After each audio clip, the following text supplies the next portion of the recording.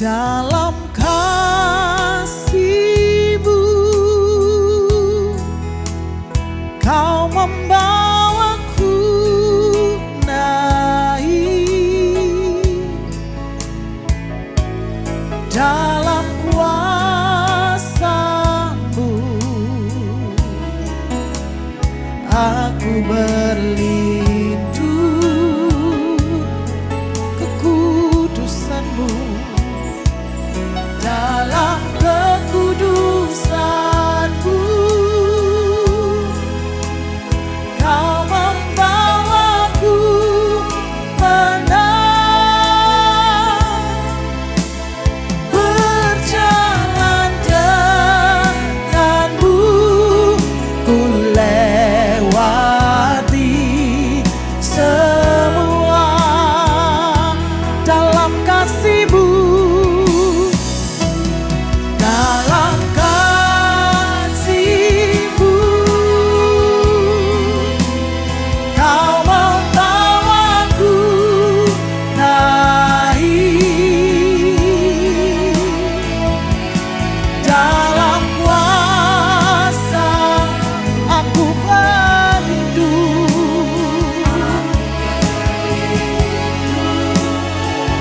kekudusan-Mu Tuhan, dalam kekudusan-Mu Kau membawaku menang, berjalan denganmu ku lewati semua. Kita berdiri bersama-sama ladies yang dikasih Tuhan. Mari nyatakan, dalam kasih-Mu, dalam kasih-Mu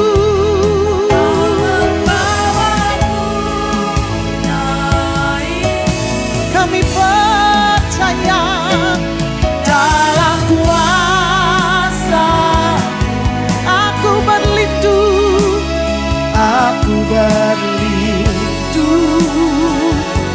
kekudusan-Mu, dalam kekudusan-Mu Kau membawaku menang, berjalan denganmu ku lewati semua, berjalan denganmu, berjalan denganmu, berjalan denganmu, berjalan denganmu. Kami nyatakan, berjalan denganmu ku lewati semua.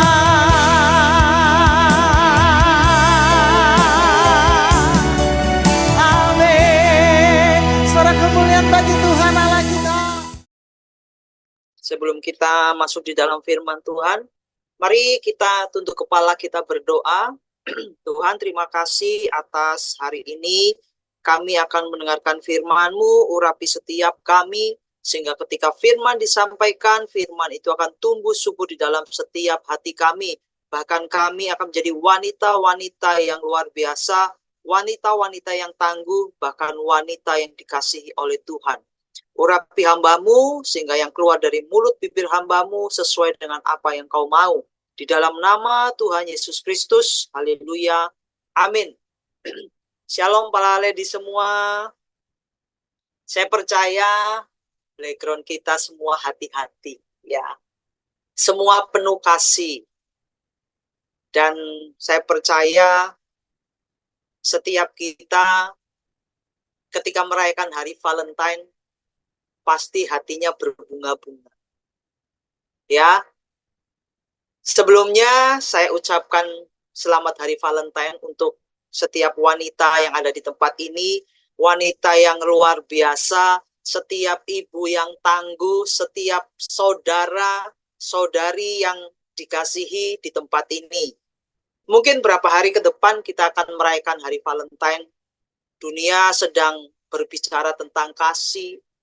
Di luar sana, kita mungkin banyak melihat bunga, coklat, bahkan kata-kata yang manis ya. Dulu zaman kita sebelum menikah, pasti Valentine menunggu kata-kata gombal, ya kan?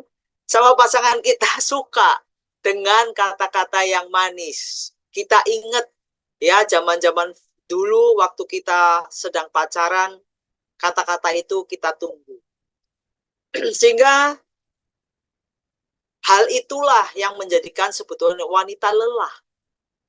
Lelah karena harus tampil sempurna ya supaya diterima. Tampil cantik supaya mendapat pujian. Lelah karena merasa nilainya ditentukan oleh seberapa cantik penampilan kita. Seberapa sukses karir kita. Atau mungkin berbicara tentang siapa pria yang ada di sampingnya. Seringkali kita mengejar cinta hanya supaya kita merasa valid, diakui, merasa berharga. Tetapi hari ini, para ladies, izinkan saya membawa satu pesan yang berbeda. Pesan yang bukan berasal dari dunia, melainkan sebuah surat cinta daripada Tuhan. Dulu ketika kita masih pacaran, surat cinta itu kita tunggu. Apalagi ini surat cinta yang berasal daripada Tuhan. Tuhan meminta kepada saudara hari ini berlari mengejar Dia. Tuhan tidak meminta saudara memoles diri agar layak bagi Tuhan. Hari ini Tuhan hanya ingin saudara menyadari satu kebenaran yang akan mengubah cara pandang kita, memandang diri kita selamanya. Apa? Bahwa di mata Tuhan, di mata Sang Pencipta, saudara bukan sekedar dikasihi, saudara adalah pribadi yang solof, yaitu pribadi yang begitu teramat dikasihi sampai-sampai Tuhan memberikan segalanya untuk menemukan saudara kembali. Oleh karena itu, hari ini saya akan berikan tema yaitu solo. Ayat yang menjadikan dasar dari firman Tuhan ini adalah di dalam Yohanes 3 ayat yang ke-16. Karena begitu besar kasih Allah akan dunia ini, sehingga ia telah mengaruniakan anaknya yang tunggal, supaya setiap orang yang percaya kepadanya tidak binasa, melainkan beroleh hidup yang kekal. Bayangkan, para ladies, begitu besar kasihnya Tuhan kepada saudara dan saya hari ini. Makanya saya kasih tema solo. Begitu teramat sangat Tuhan mengasihi kita. Dia sangat mencintai kita. Kasihnya bukan sekedar kata-kata. Mungkin slide selanjutnya.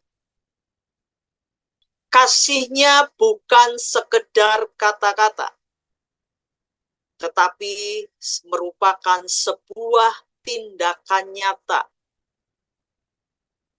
Jadi kasih Tuhan itu bukan hanya cuman di kata-kata, tapi sebuah tindakan nyata, sehingga dia rela mengorbankan dirinya, bahkan mati sampai di kayu salib.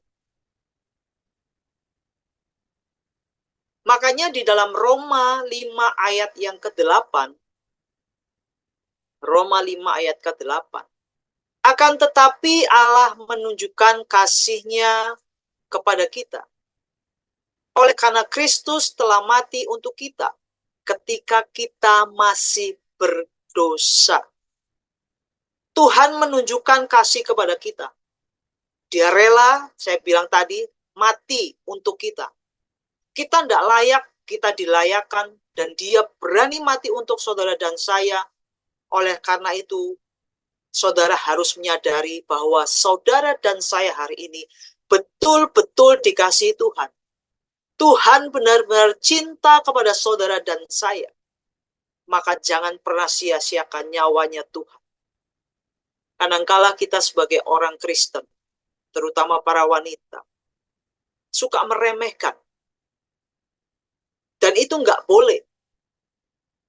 Karena kasih Tuhan itu luar biasa. Karena Kristus telah mati untuk kita. Kasih Tuhan tidak menunggu ketika kita sempurna. Kasih Tuhan tidak menunggu kita cantik. Kasih Tuhan tidak pernah menunggu kita kaya.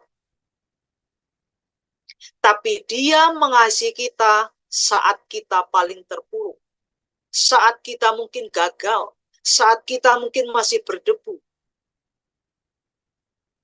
Sehingga 1 Yohanes 4 ayat yang ke-10 berbicara seperti ini. Inilah kasih itu. Bukan kita yang mengasihi Allah, tetapi Allah yang telah mengasihi kita. Dan yang telah mengutus anaknya sebagai pendamaian bagi dosa-dosa kita. Inisiatif cinta datang daripada Tuhan.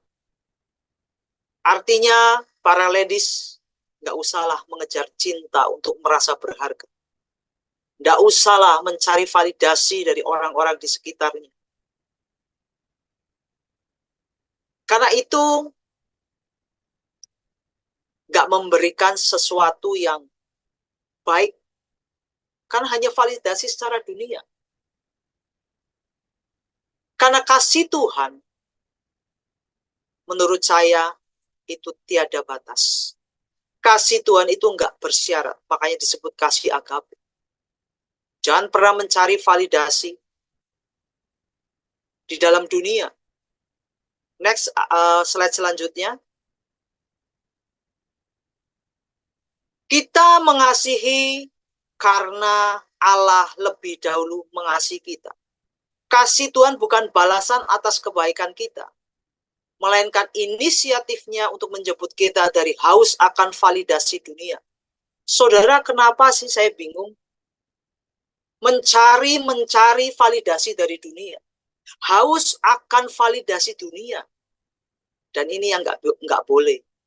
Makanya validasi, slide selanjutnya, itu berbicara mengejar pengakuan manusia. Makanya suka kan di sosial media, ketika saudara sedang pergi, saudara di story. Supaya orang tahu pengakuan, oh memang dia kaya loh. Hebat loh dia. Saudara suka, happy. Ketika saudara di sosial media merasa berharga. Karena saudara mungkin, wah, saya diakui nih. Kalau nggak seperti ini, aku nggak diakui. Saudara mengejar pengakuan manusia. Tapi saudara tidak pernah mengejar bagaimana hidupmu menjadi kemuliaan nama Tuhan. Ketika hidup kita takut ditolak, takut ditinggalkan, saudara berbuat seenaknya supaya diakui, divalidasi. Sehingga dunia sering memberi label harga pada wanita berdasarkan apa? Penampilan kita. Wah, dia cantik, iya. Hebat dia. Berdasarkan apa? Umur. Berdasarkan status pernikahan. Berdasarkan pencapaian atau kesuksesan kita. Coba, jika salah satu itu semua hilang daripada kita, pasti harganya itu akan dianggap turun. Ah, dia sudah nggak punya uang, sudahlah. Nggak usah lagi. Tapi hari ini ketika kita mengejar kasih yang kekal, itu berbeda. Maka jangan pernah mengejar kasih yang tidak kekal. Harga saudara bukan ditentukan oleh siapa yang memuji saudara. Atau siapa yang memberi saudara bunga di hari Valentine. Mungkin di hari Valentine kita semua menunggu dapat hadiah, dapat kado. Menunggu bunga, menunggu coklat. Kadang-kadang teman-teman kita bilang, saya minta bunga deposito katanya. Hari ini kita mengejar itu semua. Tapi nilai saudara adalah seharga nyawanya Kristus. Dia membayar harga tertinggi untuk mendapatkan saudara kembali. Bayangkan loh, harganya itu terlalu mahal. Tapi saudara dan saya hari ini menyia-nyiakan itu. Saudara sadarilah, kita harus melakukan validasi sampai banyak dari kita lelah karena terus-menerus mencari stempel, persetujuan, mencari validasi dari orang lain. Kita merasa harus cantik, harus sukses, harus punya pasangan. Tapi hari ini, di Yohanes 3 ayat yang ke-16 adalah stempel validasi Tuhan atas hidup saudara.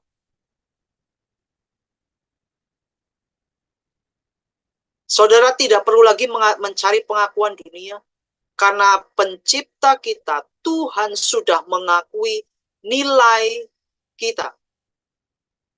Saudara dicintai bukan karena apa yang saudara pakai. Saudara dicintai bukan karena penampilannya. Saudara dicintai bukan karena saudara kaya. Tapi karena siapa kita di mata Tuhan. Artinya kita punya identitas. Identitas kita adalah anak-anak Tuhan. Lalu mungkin ada tanya gini. Jika kita sudah lelah mengejar cinta, terus kemana kita harus menoleh atau mencari? Ya jawabannya saudara harus tahu. Di dalam Yohanes 3 ayat 16 itu, kita nggak perlu lagi mencari hal-hal yang binasa, karena ternyata Tuhanlah yang pertama kali melangkah saudara dan saya hari ini. Saya punya 3 poin di dalam Yohanes 3 ayat 16 ini. Yang pertama adalah you are chosen. Kamu sudah dipilih. Karena begitu besar kasih Allah akan dunia ini. Love that initiated. Tuhan yang memulai, kasih yang menjemput saudara dan saya hari ini. Karena dia punya cinta yang luar biasa. Makanya firman Tuhannya ngomong, karena begitu besar kasih Allah akan dunia ini.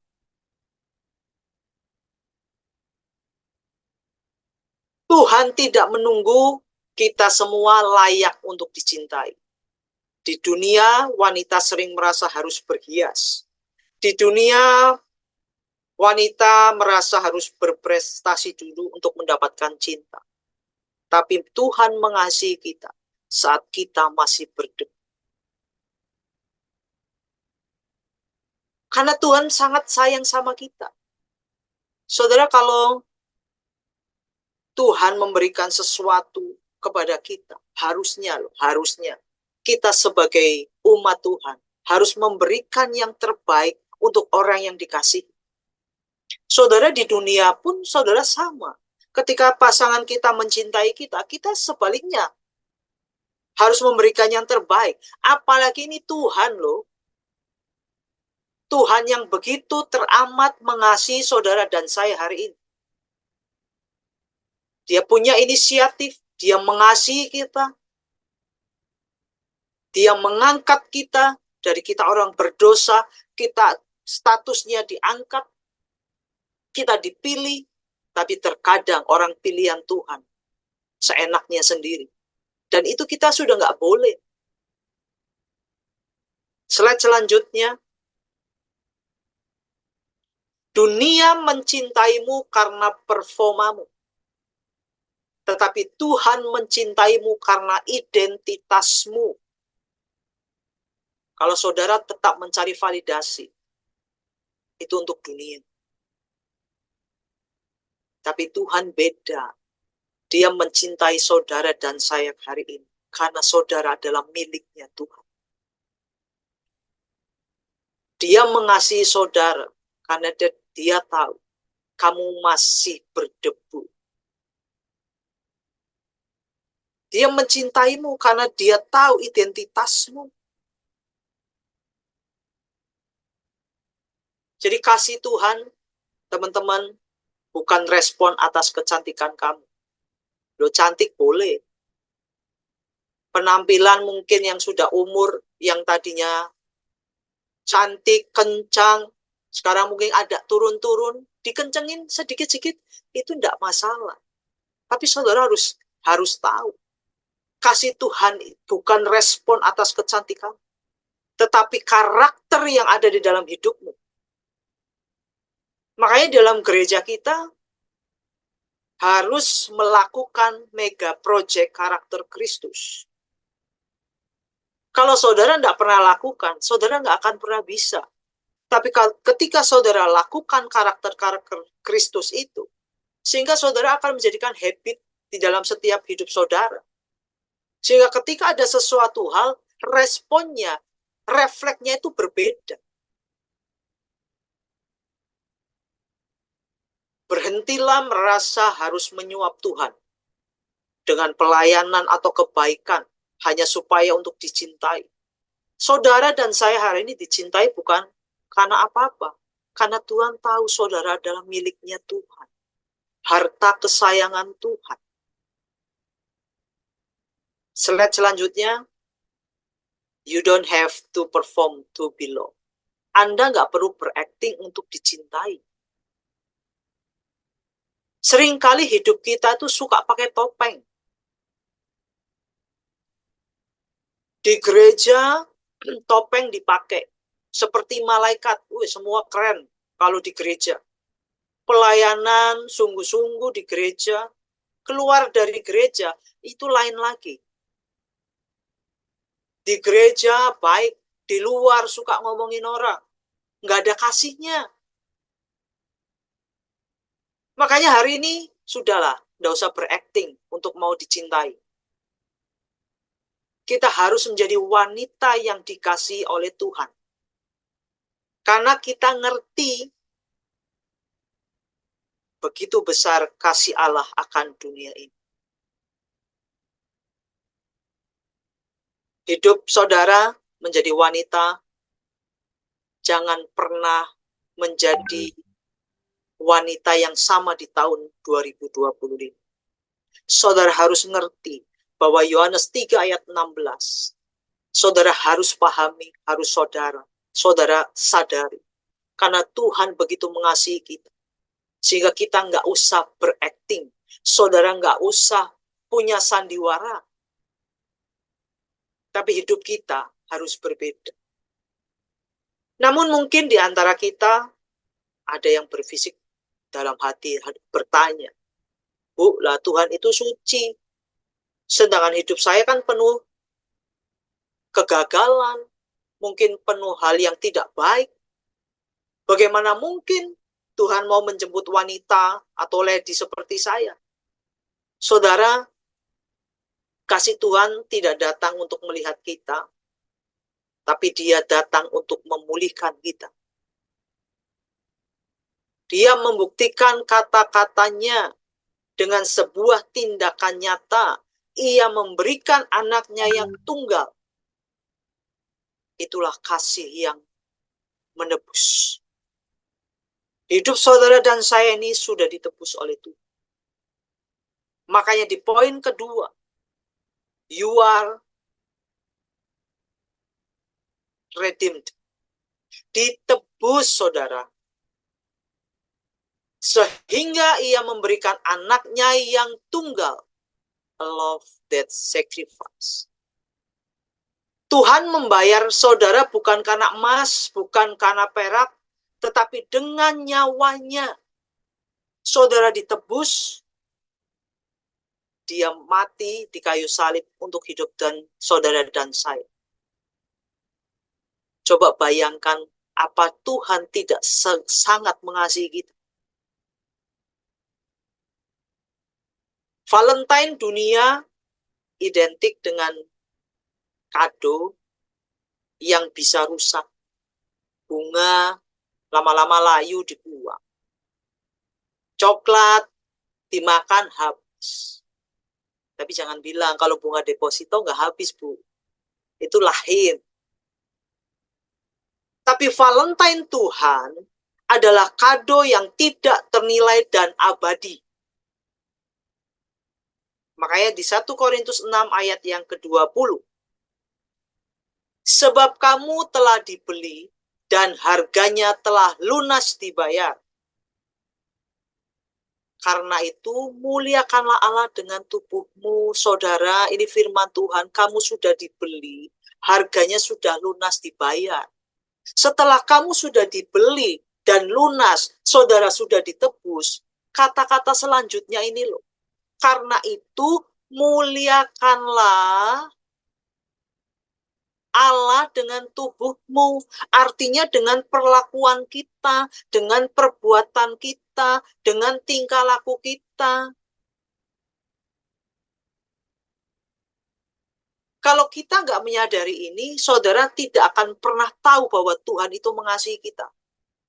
Saudara hanya mengejar cinta yang ada di dunia. Loh, cinta yang ada di dunia itu bisa binasa, cinta itu bisa berubah. Dulu, saya percaya semua juga mengalami. Ketika kita sama suami kita awal-awal, wah seneng ya, wih kamu cantik loh, wih kamu keren loh. Coba merit sudah berapa tahun? 20, 30 tahun. Pasti kata-katanya sama. Kok kamu lebih seger ya hari ini? Kok kamu badannya lebih begini? Kok kamu seperti ini? Kasih dunia itu bisa berubah. Tapi kasih Tuhan tidak pernah berubah. Kasih Tuhan itu kekal. Makanya hidup kita, kamu sudah dibeli, kamu sudah ditebus, harganya lunas dibayar. Sekarang waktunya muliakanlah Allah dengan tubuhmu, dengan perbuatanmu. Itu yang penting. Saya akan memberikan satu ilustrasi supaya saudara membayangkan bahwa betapa besarnya pengorbanan Tuhan untuk saudara dan saya. Ada seorang wanita memiliki sebuah cermin. Cermin ini cermin rias kuno, warisan keluarganya. Baginya cermin ini adalah benda yang paling berharga. Namun suatu hari karena sebuah kecelakaan, cermin itu jatuh, retak, berkeping-keping.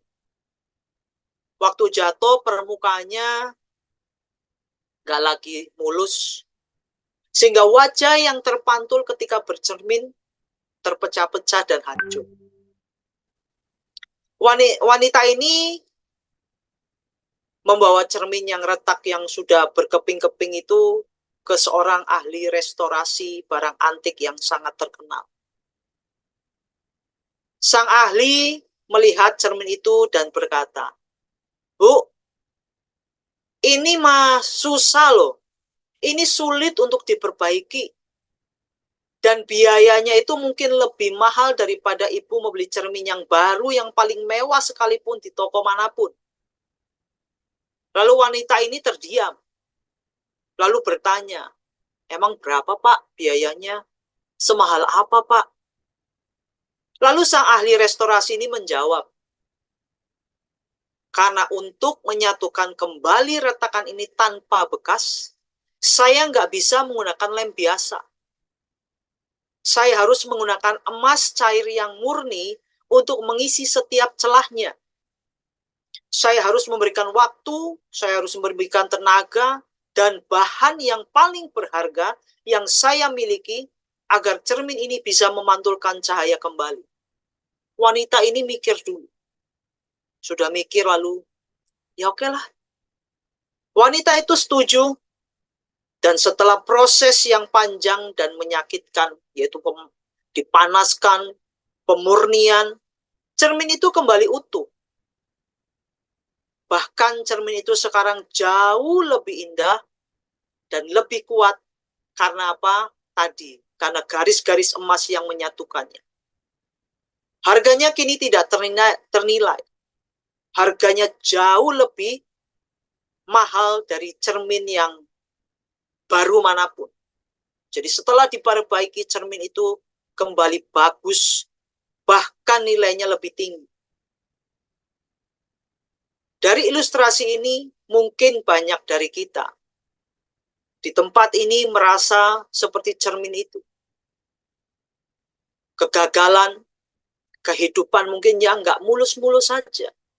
Ataupun pengkhianatan yang telah membuat hati kita retak. Kita merasa tidak lagi cantik, kita merasa tidak lagi utuh, mungkin kita merasa nggak layak. Tapi lihatlah apa yang Tuhan lakukan di dalam Yohanes 3 ayat 16 tadi. Dia sang ahli restorasi. Dia tidak membuang kita dan mencari cermin yang baru, enggak loh. Tapi dia memilih kita untuk menebus kita. Dia memberikan yang paling berharga yang dia miliki. Darah anaknya yang tunggal untuk mengisi setiap retakan hidup saudara dan saya. Betapa luar biasanya Tuhan kita. Slide selanjutnya, engkau disebut Solof bukan karena engkau tidak pernah retak, tetapi karena Tuhan rela membayar harga yang paling mahal untuk menyatukan saudara kembali. Dia rela mati di kayu salib untuk saudara dan saya. Engkau dikasih bukan karena engkau tidak pernah retak, tapi karena Tuhan rela membayar harga yang paling mahal, yaitu apa? Nyawanya sendiri. Luar biasa, para ladies. Setelah kita tahu betapa mahalnya harga hidup kita di mata Tuhan, muncul lagi ketakutan yang baru. Bisa nggak ya aku mempertahankan kasih ini? Bagaimana jika besok saya gagal lagi? Apakah Tuhan pergi meninggalkan saya?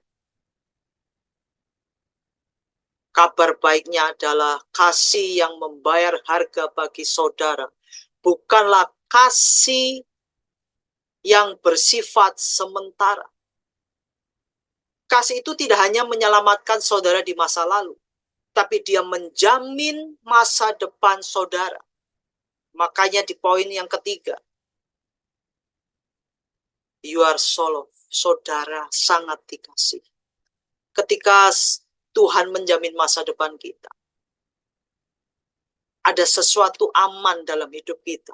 A love that secure. Supaya setiap orang yang percaya kepadanya tidak binasa, melainkan beroleh hidup yang kekal. Ketakutan terbesar wanita seringkali adalah penolakan, ditinggalkan. Karena kasih manusia bisa berakhir.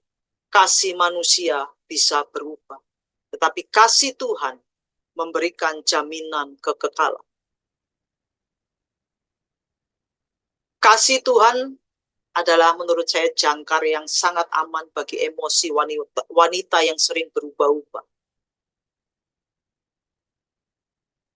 Karena jaminan keamanan, jaminan firman Tuhan kepada setiap kita untuk orang-orang percaya, itu sangat dinanti-nantikan. Karena Tuhan berjanji setiap orang yang percaya, Tuhan tidak mau kita binasa. Tapi hidup kita tuh Tuhan mau supaya beroleh hidup yang kekal. Gimana caranya? Ya caranya seperti tadi. Saudara sudah ditebus, sudah dibayar lunas. Saudara harus memuliakan Tuhan melalui apa? Dari hidup kita. Kita aman bukan karena saldo rekening kita tuh tebel. Kita aman bukan karena kita punya banyak uang, bukan karena kita punya banyak aset, bukan. Tapi kita aman karena pada janji penyertaan Tuhan yang tidak pernah berubah. Saudara tidak akan pernah ditinggalkan oleh Tuhan.